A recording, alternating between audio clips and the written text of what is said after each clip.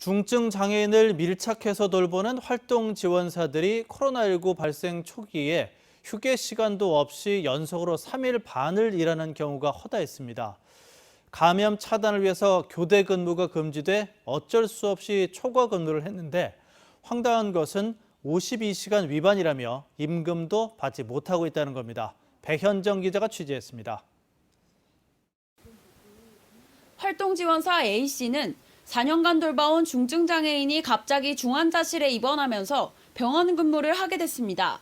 문제는 평소 하루 3교대로 8시간 일하던 것과 달리 병원에서는 교대 근무가 불가능해 홀로 84시간, 그러니까 꼬박 3일 12시간을 일해야 했다는 겁니다. 한 모금 물을 한 컵을 떠가 와도 물 떠가 올게.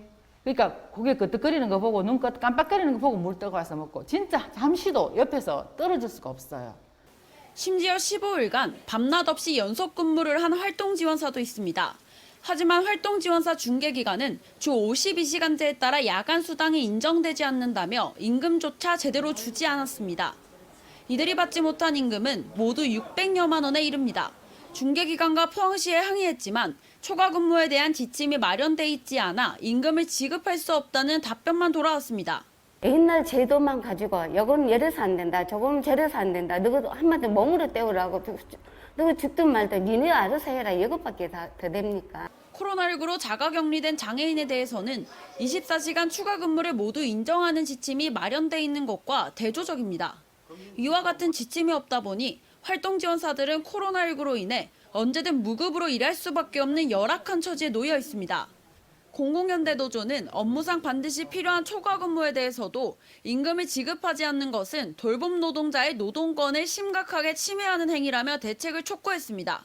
한 사람의 노동자가 15일간 24시간 연속 노동을 하고 또 3.5일씩 84시간 연속 근무를 하는 것은 심각한 노동권 침해이자 장애인 인권 침해이기도 합니다. 이에 대해 포항시는 지침 마련을 위해 정부의 답변을 기다리고 있다고 밝혔습니다. 그런 사항을 일종의 보건복지부나 경상북도의 그런 질의를 통해서 한번 그런 의견을 한번 요청을 해보려고 질의를 드렸습니다. 코로나19 방역으로 혹독한 초과 근무를 견디면서도 법에 저촉된다는 이유로 임금체불 처지에 놓인 활동지원사들. 지금까지 드러난 피해자는 포항에서만 3명입니다. 돌봄 사각지대에 대한 대책이 시급히 마련돼야 할 것으로 보입니다. MBC 뉴스 배현정입니다.